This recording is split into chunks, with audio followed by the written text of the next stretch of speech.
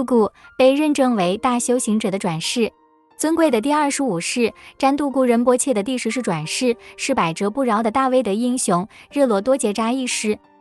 在这一期的视频会跟大家分享热罗返回雪域后，将大威德金刚密续法门推广到西藏的精彩故事。上个视频说到，热罗告别了上师后，便启程返回西藏了。与热罗结伴同行回到家乡聂南木的，还有一位尼泊尔义师。这位尼泊尔义师发誓成为他的弟子和侍者。在途中，他们遇见了正在寻找他的哥哥。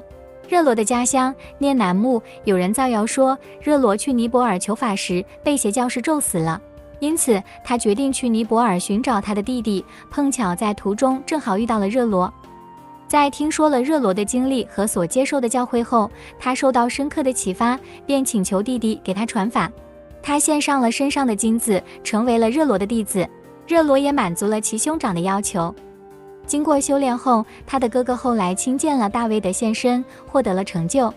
与热罗结伴同行的尼泊尔义师也在此时获得了分身变身成就。他们回到家乡时，正逢热罗家中出事。原来热罗的妻子盖玛娟木长得非常漂亮，远近闻名。一对家族为了抢走她而与他的家人发动了战争，并在此过程中抢走了他所有的财产和财富。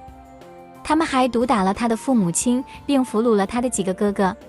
他的父母亲一见到儿子，便哭着诉说热罗若有修出神通，就要惩办此恶棍。热罗安慰父母亲，并请他们放心，惩罚这类恶棍是轻而易举之事。说完就打坐，并观想大威德在定中摆动牛头双脚。他摧毁了敌对家族的整个村庄，他们全家无人幸免。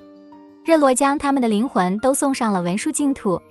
幸免于难的家丁和部下得知是热罗做法后，便赶快送来了盖玛娟木，加倍偿还了抢去的财产，释放了抓去的人，进行了赔礼道歉，并请求皈依为弟子。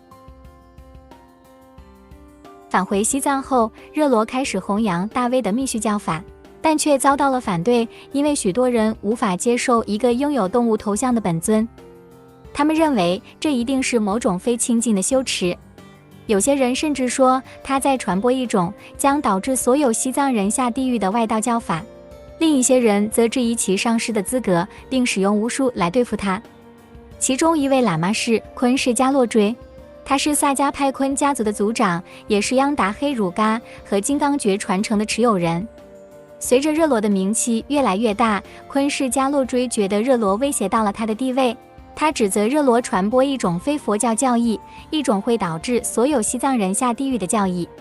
昆氏迦罗卓还召唤了28个大自在凶杀护法魔女去诛杀热罗。热罗化身为大威德，用咒和手印使那些护法个个失去知觉和魔力。28大凶杀女魔求告投降，并发誓听命于热罗上师。昆氏迦洛追因咒力未能取胜而恼羞成怒，热罗的弟子请他将这位喇嘛送走。他起初不赞同，因为他绝不会攻击另一位佛教大师。然而观音菩萨在他禅定中现身，建议他捍卫自己的传承，投入神通之战。最后热罗用大威德诛杀仪式诛杀了昆氏迦洛。热罗身旁的目击者看到大威德在天空中携带着58央达黑乳嘎坛城置于头骨杯中，作为他胜利的标志。昆氏迦洛的弟子随后全部皈依了热罗。后来热罗和另一位重要的金刚诀大师浪勒香区多吉之间也发生了类似的较量。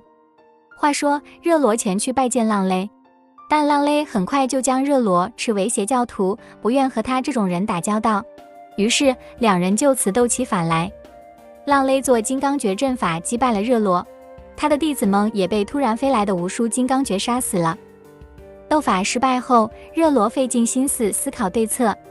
正在思考之时，突然在天空中现出了一尊度母。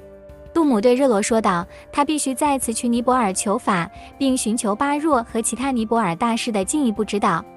据说正是在这次尼泊尔之行中，热罗遵照上师的指示去印度。在印度期间，热罗前往那烂陀，向伟大的曼扎朗瓦大慈悲尊者、尼赤瓦和其他上师请受具足僧伽戒，并赐法名为班子日格日地，藏语为多吉扎。在印度期间，他还接受了那烂陀住持、香第巴大师、绕贝、苦修二师和许多其他人的教法。然后他开始前往菩提迦耶、瓦拉纳西和鹿野苑等圣地朝圣。随后他返回尼泊尔，最后一次见到他的上师。最后回到西藏，在那里他会再次与金刚觉大师浪了斗法。以上就是今天的全部内容。